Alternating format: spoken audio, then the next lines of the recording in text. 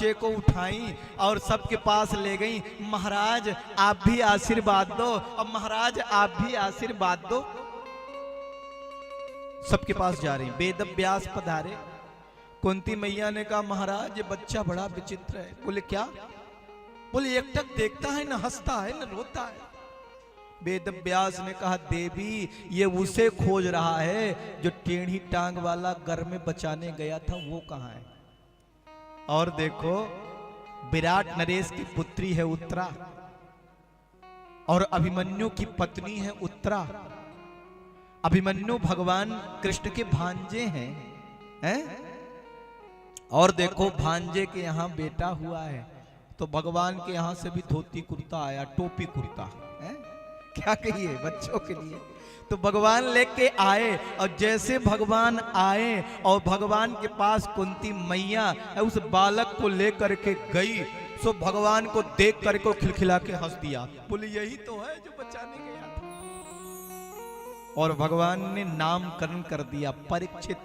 परितः इच्छित इत परीक्षित। जो अपने आप में परीक्षित है उसे परीक्षित कहते हैं। इनका एक नाम और है विष्णुरात। विष्णुना रातः दत्त। जो विष्णु के द्वारा रक्षित हो उसे विष्णुरात कहते हैं। बोले परीक्षित जी महाराज की जय हो। देखो बड़े धूमधाम से उत्सव मना। आचार्यों ने बड़ी बात बताई। धीरे धीरे बालक को 14 वर्ष का हुआ। भगवान द्वारिका गए और देखो ऋषियों के श्राप से, गांधारी के श्राप से भगवान ने अपनी लीला समेटी, इस धराधाम को छोड़कर चल गए। अर्जुन को अपनी पटरानियों को सौंपा और देखो अर्जुन लेकर के पटरानियों को चले। रास्ते में ही भीलों ने अर्जुन को हरा दिया। पटरानियां जो भगवान की थीं वो किसमें? झील में, तालाब में कूद करके जान दे दिया।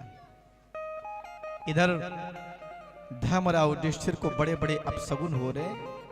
पता चला कि भगवान धराधाम को छोड़ के चल गए तो मेरा क्या काम यहाँ।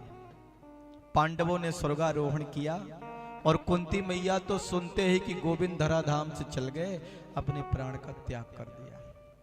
राजा बनाया महाराज परीक्षित को। रोते रोते राजा हुए। पांडव तो स्वर्गारोहण के लिए चल गए। इधर देखो बहुत संक्षिप्त में कह रहे हैं क्योंकि कथा का समय हो गया है और आप लोग बहुत देर से बैठे भी हैं। कथा अनंत है, जितना कहें उतना ही कम है। हम लोग 2 बजे से कथा आरंभ करते हैं, 2 बजे से शुरू भी हो जाता है। 2:30 बजे से कथा शुरू होती, 2 बजे संगीत उंगीत सब शुरू हो गया था। तो आप लोगों ने बहुत समय दिया, इसके लिए बहुत बहुत धन्यवाद। अब देखो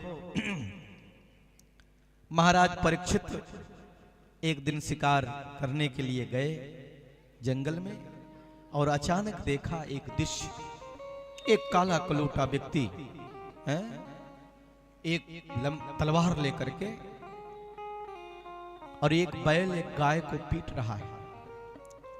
उस बैल के 4 पैर हैं जिसमें से 3 पैर को काट दिया है, केवल 1 पैर बचा हुआ है और उसे भी काटने के लिए वो दौड़ रहा है। ये बैल के रूप में कौन है? बोले बैल के रूप में साक्षात धर्म है, धरित्री, और गौ माता के रूप में धरती माता है, और जिसके हाथ में तलवार है वो कलयुग है।